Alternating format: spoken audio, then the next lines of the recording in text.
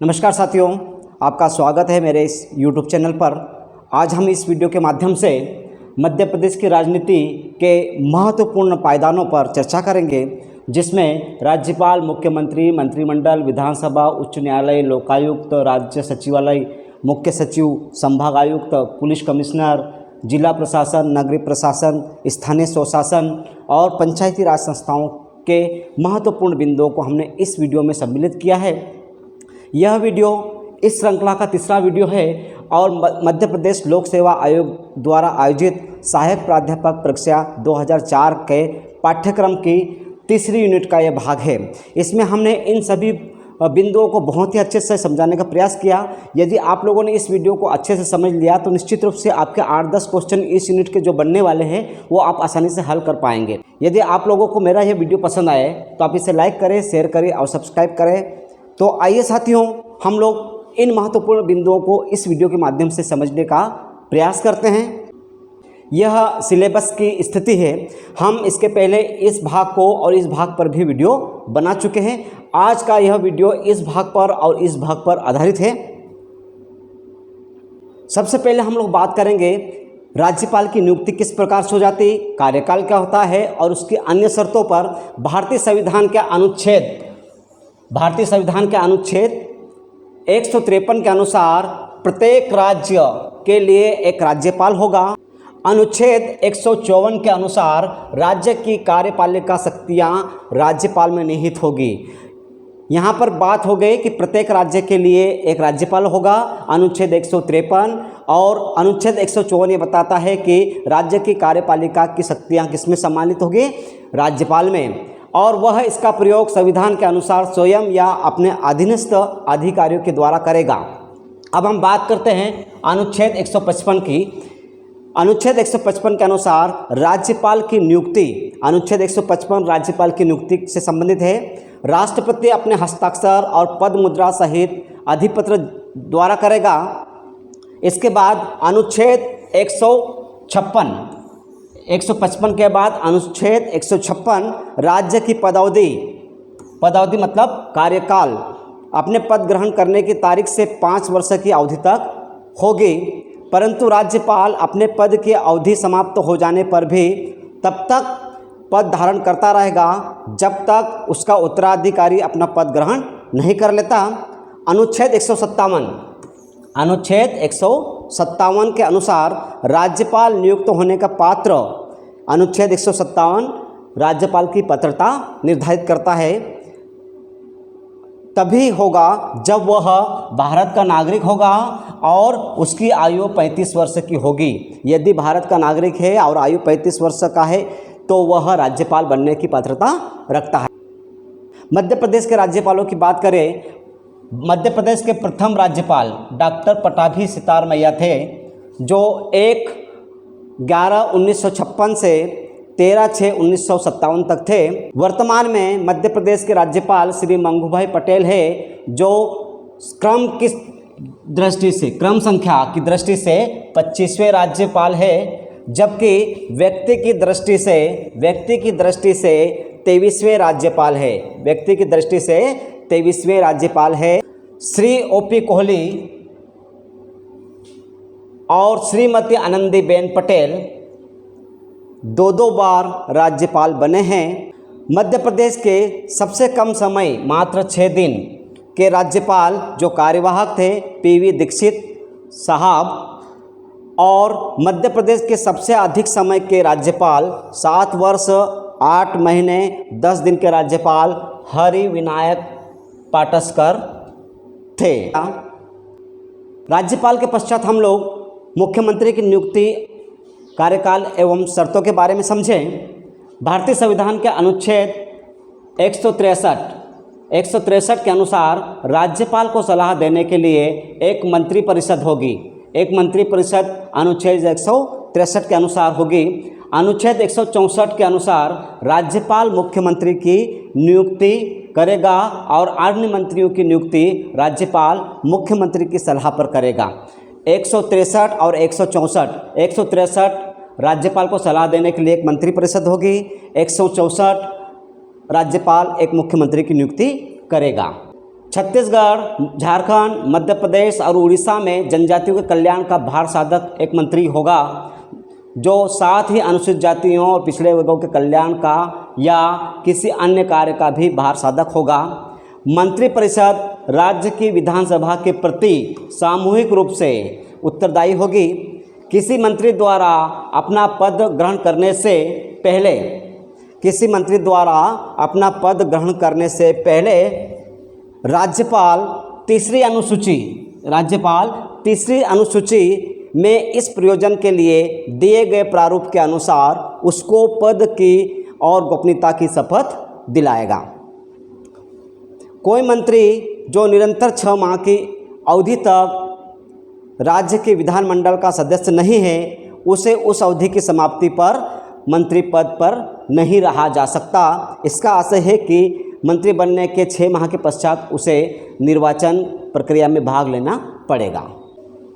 मध्य प्रदेश के मुख्यमंत्रियों के संबंध में चर्चा करें। मध्य प्रदेश के प्रथम मुख्यमंत्री पंडित रविशंकर शुक्ल 1/11/1956 से 31/12/1956 तक मुख्यमंत्री थे, जो प्रथम विधानसभा में सम्मिलित थे। वर्तमान में प्रदेश के मुख्यमंत्री डॉक्टर मोहन यादव है, जो क्रम संख्या की दृष्टि से 29वें मुख्यमंत्री है। क्रम संख्या की दृष्टि से 29वें मुख्यमंत्री है, जबकि व्यक्ति की दृष्टि से 19वें मुख्यमंत्री है।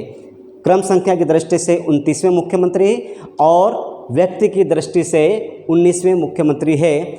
मध्य प्रदेश के सबसे कम मात्र 12 दिन के मुख्यमंत्री राजा नरेश चंद्र थे और सबसे अधिक समय श्री शिवराज सिंह चौहान मुख्यमंत्री रहे, प्रदेश के 4 बार। वर्तमान मुख्यमंत्री डॉक्टर मोहन यादव 13/12/2023 से इस पद पर विराजमान है और यह 16वीं विधानसभा है।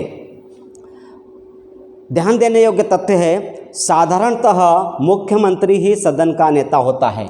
सामान्यतः मुख्यमंत्री ही सदन का नेता होता है, लेकिन चतुर्थ विधानसभा में श्री गोविंद नारायण सिंह के कार्यकाल में श्रीमती विजया राजे सिंधिया सदन की नेता रही थी। यह एक अपवाद है, ध्यान रखिएगा। मुख्यमंत्री के पश्चात मध्य प्रदेश के मंत्रिमंडल की बात करें। मध्य प्रदेश में वर्तमान में मई 2025 की स्थिति में कुल 20 कैबिनेट मंत्री है, जिसमें जगदीश देवड़ा वित्त मंत्री और श्री राजेंद्र शुक्ला लोक स्वास्थ्य एवं चिकित्सा शिक्षा मंत्री है, उप मुख्यमंत्री भी है। कुल 6 राज्य मंत्री जिन्हें स्वतंत्र प्रभार दिया गया है एवं 4 राज्य मंत्री है। इस प्रकार मुख्यमंत्री सहित कुल 31 सदस्य मंत्रिमंडल में वर्तमान में है। मुख्यमंत्री के पास गृह विभाग, जेल विभाग, औद्योगिक नीति, नर्मदा घाटी विकास इत्यादि के प्रभार है। मध्य प्रदेश विधानसभा भारत में मध्य प्रदेश का एक सदनीय राज्य विधानमंडल है। विधानसभा भोपाल में है, जो 1 नवंबर 1956 को पहली विधानसभा अस्तित्व में आई। यह भोपाल शहर के अरेरा पहाड़ी इलाके में राजधानी परिसर के केंद्र में स्थित एक भव्य इमारत है, जिसे विधान भवन भी कहा जाता है। विधानसभा का कार्यकाल 5 वर्ष का होता है। यदि इससे पहले भंग न किया जाए तो वर्तमान में 16वीं विधानसभा है, जिसमें 230 सदस्य शामिल हैं, जो सीधे एकल सीट निर्वाचन क्षेत्रों से चुने जाते हैं। 16वीं विधानसभा में निर्वाचित महिला सदस्यों की संख्या 27 है। 16वीं विधानसभा में महिला एमएलएज की संख्या 27 है। वर्तमान में सदन के नेता डॉक्टर मोहन यादव है, जो कि मुख्यमंत्री है, और विधानसभा अध्यक्ष के रूप में श्री नरेंद्र तोमर कार्यरत है। नरेंद्र तोमर जी विधानसभा अध्यक्ष है। विधानसभा में नेता प्रतिपक्ष, जो कि विपक्ष से होते हैं, उमंग सिंगार है, जो कि मध्य प्रदेश की गंधवानी विधानसभा के विधायक है। इसके पश्चात हम लोग मध्य प्रदेश उच्च न्यायालय की बात करें मध्य प्रदेश हाई कोर्ट मध्य प्रदेश राज्य का उच्च न्यायालय है जो जबलपुर में स्थित है। इसकी स्थापना 2 जनवरी 1936 को भारत सरकार अधिनियम 1935 की धारा 108 के तहत जारी पत्र पेटेंट से की गई थी। यह पत्र पेटेंट 26 जनवरी 1950 को भारत के संविधान को अपनाने के बाद भी लागू रहा। इस अदालत में न्यायाधीशों की स्वीकृत कुल संख्या 53 है। मध्य प्रदेश का मौजूदा राज्य मूल रूप से 19वीं शताब्दी में बतौर न्यायिक आयोग क्षेत्र मध्य प्रांत के रूप में बनाया गया था, जिसे न्यायिक आयुक्त प्रशासित करता था। किंग जॉर्ज पंचम ने भारत सरकार अधिनियम 1935 की धारा 8 के तहत जारी किए गए लेटर्स पेटेंट 2 जनवरी 1936 के आधार पर केंद्रीय प्रांतों और बरार के लिए नागपुर उच्च न्यायालय की स्थापना की थी। 1 नवंबर 1956 को राज्य पुनर्गठन अधिनियम के तहत मध्य प्रदेश के नए राज्य का गठन किया गया था। इसके बाद नागपुर उच्च न्यायालय को समाप्त किए बगैर जबलपुर में अपनी सीट के साथ मध्य प्रदेश को नया हाई कोर्ट मिला। 1 नवंबर 1956 को हाई कोर्ट ने इंदौर और ग्वालियर में अस्थायी बेंचों का गठन किया, जिसे 28 नवंबर 1968 को राज्य पुनर्गठन अधिनियम 1956 की धारा 51 की उपधारा 2 के तहत स्थायी बेंचों में बदल दिया। मध्य प्रदेश उच्च न्यायालय की इमारत का निर्माण 1899 में राजा गोकुल दास ने कराया था। इस इमारत को 1886 में हेनरी इरविन ने डिजाइन किया था। वर्तमान में मध्य प्रदेश उच्च न्यायालय के मुख्य न्यायाधीश सुरेश कुमार सेठ है, जो 28वें मुख्य न्यायाधीश है। संविधान के अनुच्छेद 219 के अनुसार उच्च न्यायालय के न्यायाधीश को राज्य के राज्यपाल द्वारा शपथ दिलाई जाती है। भारत सरकार ने मध्य प्रदेश हाई कोर्ट के लिए नए चीफ जस्टिस के तौर पर न्यायाधीश संजीव सचदेवा की नियुक्ति की घोषणा की है।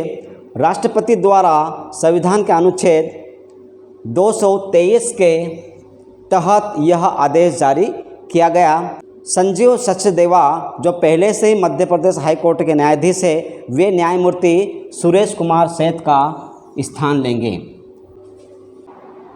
भारत में प्रशासनिक सुधार आयोग ने केंद्र में लोकपाल और राज्यों में लोकायुक्त के गठन की सिफारिश की थी। वर्ष 2013 में लोकपाल और लोकायुक्त अधिनियम पारित होने से पहले भारत के कई राज्यों में लोकायुक्त संस्थान बनाने के लिए कानून बनाए गए थे। महाराष्ट्र प्रथम राज्य है जिसने वर्ष 1971 में लोकायुक्त निकाय की स्थापना की थी। लोकायुक्त और उप लोकायुक्त की नियुक्ति राज्य के राज्यपाल द्वारा की जाती है, ध्यान रखिएगा। नियुक्ति करते समय अधिकांश राज्यों में राज्यपाल राज्य उच्च न्यायालय के मुख्य न्यायाधीश और राज्य विधानसभा में विपक्ष के नेता से परामर्श करता है। अधिकांश राज्यों में लोकायुक्त के लिए निर्धारित 5 वर्ष या 65 वर्ष की आयु जो भी पहले हो उसका कार्यकाल माना गया है। वह दूसरे कार्यकाल के लिए पुनर्नियुक्ति का पात्र नहीं होगा। मध्य प्रदेश में लोकायुक्त की स्थापना 17 अक्टूबर 2017 को हुई थी। Justice N.K. गुप्ता को प्रथम लोकायुक्त नियुक्त किया गया था। 7 फरवरी 2025 को जस्टिस सत्येंद्र कुमार सिंह को मध्य प्रदेश का नया लोकायुक्त नियुक्त किया गया। लोकायुक्त भ्रष्टाचार और कदाचार के मामलों की जांच करने के लिए एक स्वतंत्र संस्था है। ध्यान रहे कि लोकायुक्त के पद पर केवल रिटायर्ड या कार्यरत जस्टिस को ही नियुक्त किया जाता है। इसके पश्चात मध्य प्रदेश राज्य सचिवालय एवं मुख्य सचिव की स्थिति पर हम लोग प्रकाश डालते हैं। मध्य प्रदेश शासन का केंद्र बिंदु सचिवालय है जो वल्लभ भवन के नाम से जाना जाता है और भोपाल में स्थित है। यह मंत्रियों एवं सचिवों दोनों का कार्यालय है। इसे मंत्रालय भी कहा जाता है, जिसमें मंत्रीगण नीतियों का निर्माण करते हैं और सचिवालय का कार्य नीति के संबंध में परामर्श देना है।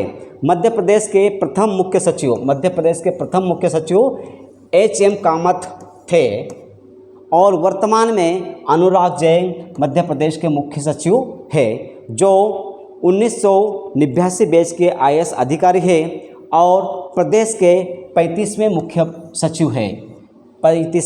सचिव है। इसके पहले वे प्रधानमंत्री कार्यालय में संयुक्त सचिव के पद पर विराजमान थे।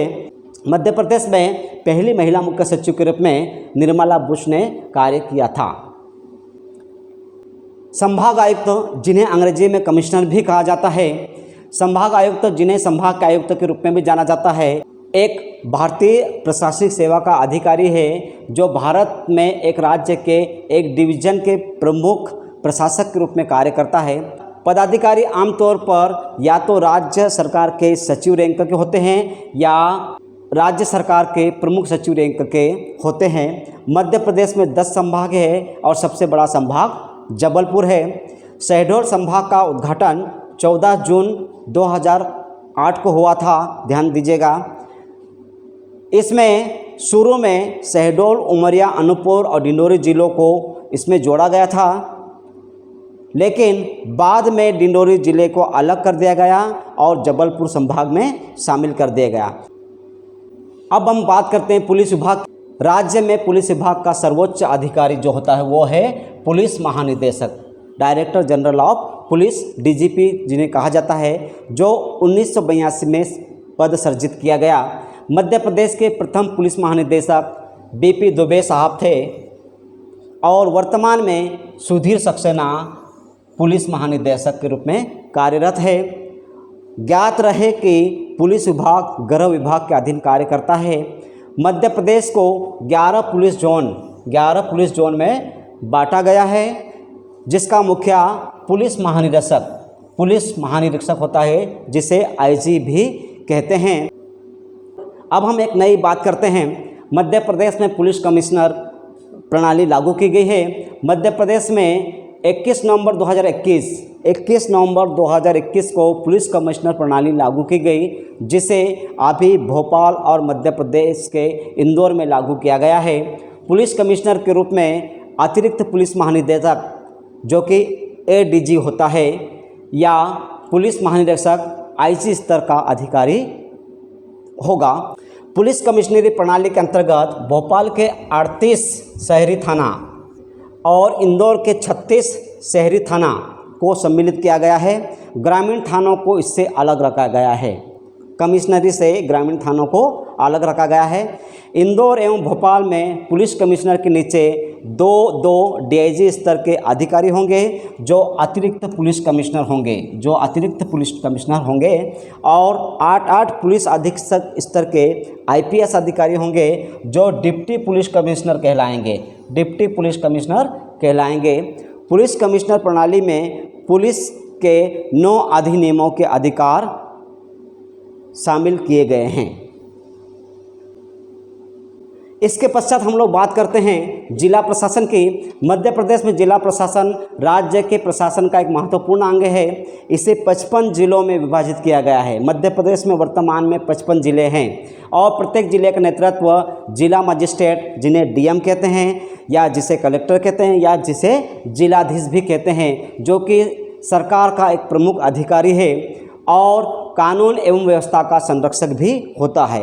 DM के कार्य में कानून व्यवस्था बनाए रखना, सरकारी योजनाओं का क्रियान्वयन, स्थानीय स्वशासन निकायों का नियंत्रण, चुनाव, आपदा प्रबंधन आदि शामिल है।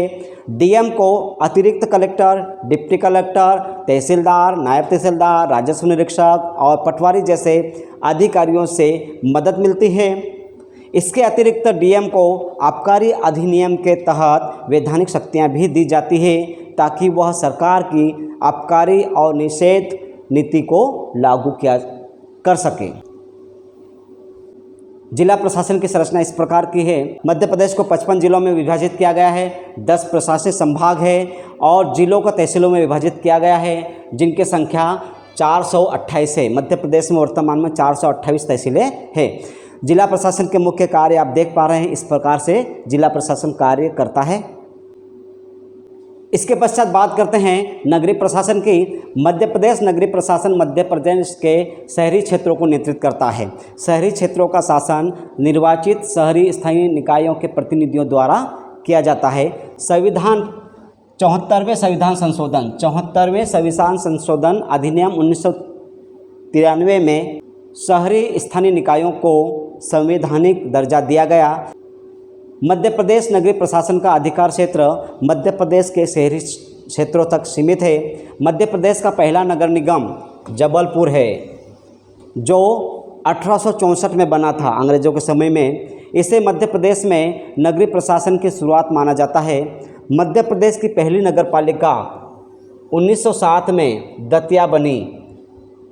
मध्य प्रदेश के गठन के बाद मध्य प्रदेश में नगरीय प्रशासन के लिए मध्य प्रदेश नगर निगम अधिनियम 1956 पारित किया गया। मध्य प्रदेश सरकार ने एक समिति बनाई। इसका लक्ष्य राज्य में नगरीय ढांचे को मजबूत करने के लिए मार्गदर्शन देना था। मध्य प्रदेश विधानमंडल ने इन सिफारिशों के आधार पर मध्य प्रदेश नगर पालिका अधिनियम 1961 बना। इसके पहले 1956 का अधिनियम है। इस प्रकार नगरीय प्रशासन के 2 अधिनियम ध्यान दीजिएगा। मध्य प्रदेश में 54वें संविधान संशोधन अधिनियम 1993 को लागू करने के लिए सरकार ने मध्य प्रदेश नगर पालिका अधिनियम 1994 भी बनाया। अब हम देखें कि मध्य प्रदेश में नगरीय प्रशासन की स्थिति क्या है। तो नगरीय निकाय स्तर एवं जनसंख्या मध्य प्रदेश में इनकी कितनी संख्या है और इसमें कितने वार्ड होते हैं। नगर पंचायत की जो जनसंख्या होती है वो 10,000 तक की होती है। उसे नगर पंचायत घोषित किया जाता है। वर्तमान में 264 नगर पंचायतें हैं और प्रत्येक नगर पंचायत में 10 से 20 वार्ड हो सकते हैं। नगर पालिका का जो क्राइटेरिया है वह है 10,000 से 1 लाख तक की जनसंख्या वाला क्षेत्र। वर्तमान में 98 नगर पालिकाएँ हैं और प्रत्येक नगर पालिका में 20 से 40 वार्ड हो सकते हैं। नगर निगम की बात करें 1 लाख से अधिक की जनसंख्या वाले क्षेत्र को नगर निगम घोषित किया जाता है। वर्तमान में मध्य प्रदेश में 16 नगर निगम है और इन नगर निगमों में 40 से 70 वार्ड हो सकते हैं। नगरीय प्रशासन की संरचना की बात करें तो इनका सबसे बड़ा जो अधिकारी है वो प्रमुख सचिव स्तर का होता है इनके विभाग का। उसके बाद दूसरा नंबर आता है आयुक्त का। इसके पश्चात संभाग स्तर पर संभागीय कार्यालय होते हैं। संभाग स्तर के बाद हम बात करें कि एक नगर निगम होता है, नगर पालिका होती है और नगर पंचायत होती है। नगर पालिका में जो निर्वाचित होता है वो महापौर के रूप में कार्य करता है और सरकार के प्रतिनिधि के रूप में आयुक्त कार्य करता है। नगर पालिका में अध्यक्ष जो होता है वो निर्वाचित होता है और सरकार के प्रतिनिधि के रूप में सीएमओ कार्य करते हैं। इसी प्रकार से नगर पंचायत में भी अध्यक्ष निर्वाचित किया जाता है और सीएमओ प्रशासनिक अधिकारी के रूप में कार्य करता है। इसके बाद हम बात करते हैं स्थानीय स्वशासन एवं पंचायती राज संस्थाओं की। मध्य प्रदेश में स्थानीय स्वशासन पंचायती राज के माध्यम से होता है, जो ग्राम पंचायत, जनपद पंचायत और जिला पंचायत स्तर के 3 स्तरों पर संचालित होता है। यह स्थानीय लोगों द्वारा चुने गए प्रतिनिधियों के माध्यम से स्थानीय मामलों के प्रबंधन का एक तरीका है जो लोकतंत्र में सभी की भागीदारी सुनिश्चित करता है। मध्य प्रदेश में स्थानीय स्वशासन के मुख्य घटकों के रूप में प्रथम स्तर पर या निम्न स्तर पर हम कह सकते हैं वह है ग्राम पंचायत, जो गांव के विकास और प्रशासन के लिए जिम्मेदार है। 1000 या इससे अधिक आबादी हेतु 1 या 1 से अधिक गांवों को मिलाकर ग्राम पंचायत निर्मित की जाती है या गठित की जाती है। सरपंच एवं पंचों का निर्वाचन प्रत्यक्ष प्रणाली से होता है। शासन द्वारा सरपंच को ग्राम निर्माण समिति एवं ग्रामीण विकास समिति का पदेन अध्यक्ष घोषित किया जाता है। ग्राम पंचायत का अधिकारी सचिव होता है। इसी प्रकार जनपद पंचायत जो है वो ग्राम पंचायत और जिला पंचायत के बीच का एक मध्य स्तर का निकाय है जो विकास योजनाओं के कार्यान्वयन एवं विभिन्न ग्राम पंचायतों के बीच समन्वय का कार्य करता है। जनपद पंचायत में 10 से 25 वार्ड हो सकते हैं। जिन विकास खंडों में 50,000 से कम जनसंख्या होगी वहां न्यूनतम 10 निर्वाचन क्षेत्र होंगे। जनपद पंचायत के सदस्यों का चुनाव प्रत्यक्ष रूप से होता है और अध्यक्ष का चुनाव इन सदस्यों के द्वारा किया जाता है जो कि अप्रत्यक्ष प्रणाली कहलाती है। इसी प्रकार से जिला पंचायत पंचायती राज संस्थाओं की सबसे उच्च स्तर का निकाय है जो जिले के विकास और प्रशासन के लिए जिम्मेदार होता है। जिला पंचायत में 10 से 35 वार्ड हो सकते हैं। जिस जिले में 5 लाख से कम जनसंख्या होगी वहाँ न्यूनतम 10 निर्वाचन क्षेत्र होंगे। जिला पंचायत के सदस्यों का चुनाव प्रत्यक्ष और अध्यक्ष एवं उपाध्यक्ष का चुनाव निर्वाचित सदस्यों के द्वारा किया जाता है जो कि अप्रत्यक्ष निर्वाचन प्रणाली कहलाती है। वर्ष 1882 को काफ़ी महत्वपूर्ण माना जाता है क्योंकि इसी वर्ष भारत के तत्कालीन वायसराय लॉर्ड रिपन ने निर्वाचित स्थानीय सरकारी निकाय के गठन की पहल की थी 1882।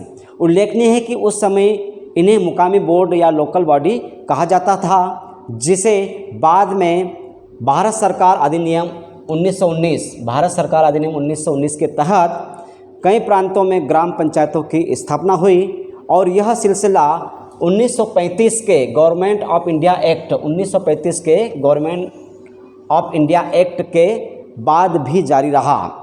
वर्ष 1987 के बाद स्थानीय सरकारी संस्थानों के कामकाज की समीक्षा की गई और 1989 में पीके थुंगन समिति ने स्थानीय सरकारी निकायों को संवैधानिक मान्यता देने की सिफारिश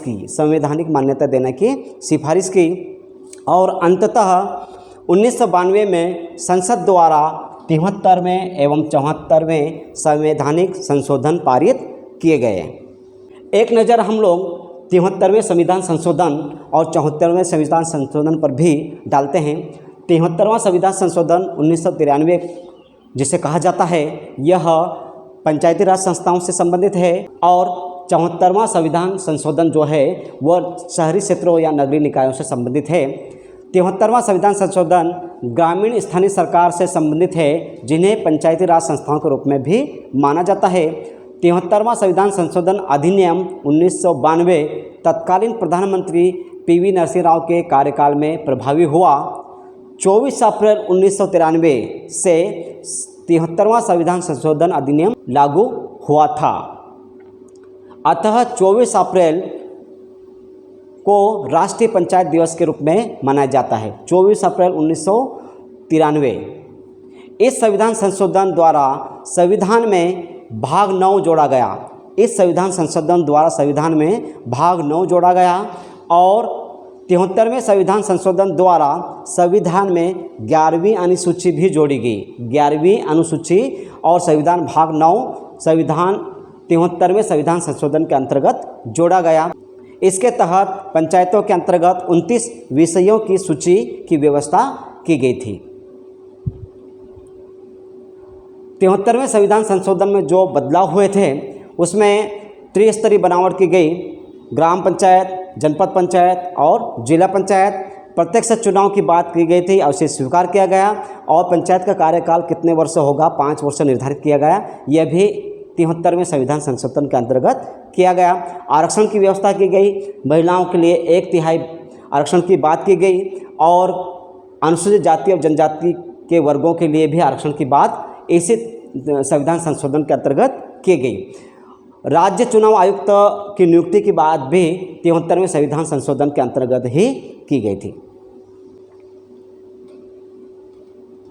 अब हम बात करते हैं 74वें संविधान संशोधन 1993 की, जो कि नगरीय निकायों या शहरी क्षेत्र से संबंधित है।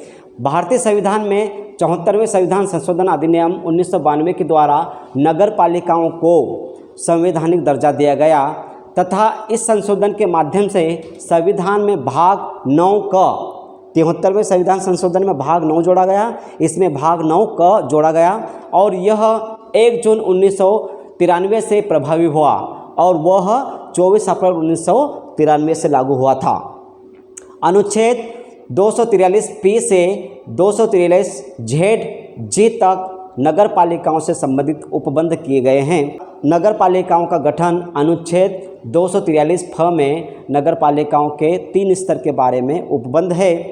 नगर पालिका जिसे नगर पंचायत भी कहते हैं, दूसरा भाग है नगर पालिका परिषद जो नगर पालिका ही कहलाती है और तीसरा भाग है वो नगर निगम होता है।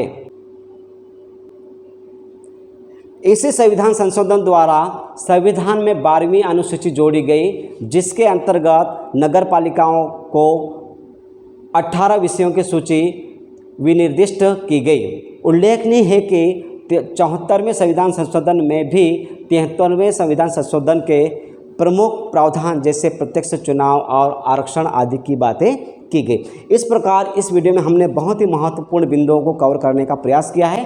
धन्यवाद।